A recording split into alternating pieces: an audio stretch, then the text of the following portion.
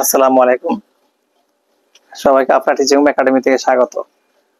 আজকে আমরা সপ্তম শ্রেণীর 5.2 এর বীজগণিতের 5.4 এর লসাগু অধ্যায়ের এই 34 নম্বর অঙ্ক লসাগুটি করবো। দেখো এখানে তিনটা রাশি আছে, প্রথম রাশি, দ্বিতীয় রাশি, তৃতীয় রাশি।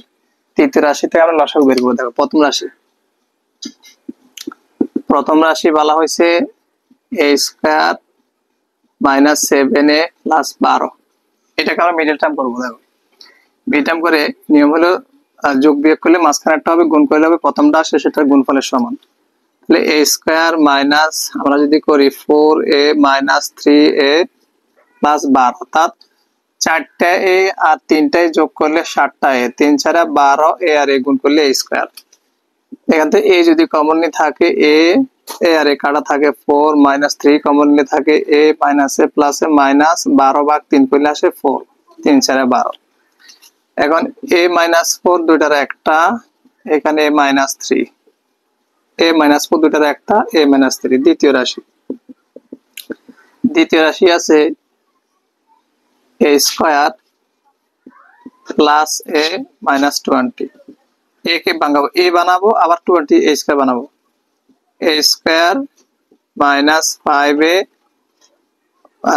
Plus 5a minus 4a minus 20। দেখো কিভাবে এ হলো, 5টা a থেকে 4টা বাদ দিলে একটা a, 4 5 20, a আর a গুণ করলে a স্কয়ার।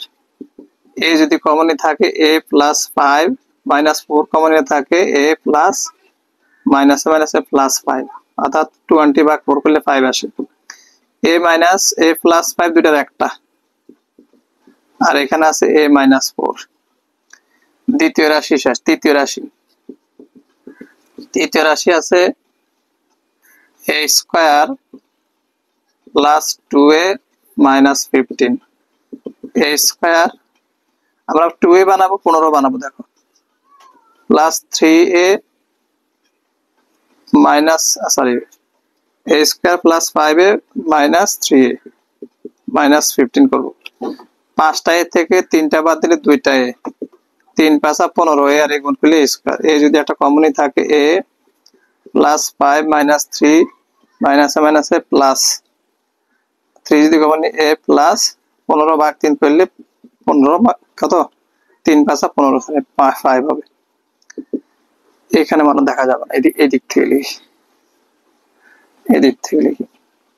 দেখো a প্লাস 5 দুটোর একটা, a প্লাস 5 আর a মাইনাস 3। এখন সবগুলোতে প্রথম রাশি, দ্বিতীয় রাশি, তৃতীয় রাশি থেকে যেটা কমন যাবে সেটা হবে আমাদের লসাগু, এবং আনকমনটা নিব। লসাগুর নিয়ম হলো কমনটা নিব, আনকমনটা নিব। এখানে দেখো প্রথমে আনকমন কিছু আছে। দেখো এখানে a মাইনাস 4 আর a মাইনাস 3টা দেখি, a মাইনাস 3 এখানেও আছে, দুইটার একটা লিখি। আগে লিখি নির্ণয় লসাগু কত, a মাইনাস 3 লিখলাম।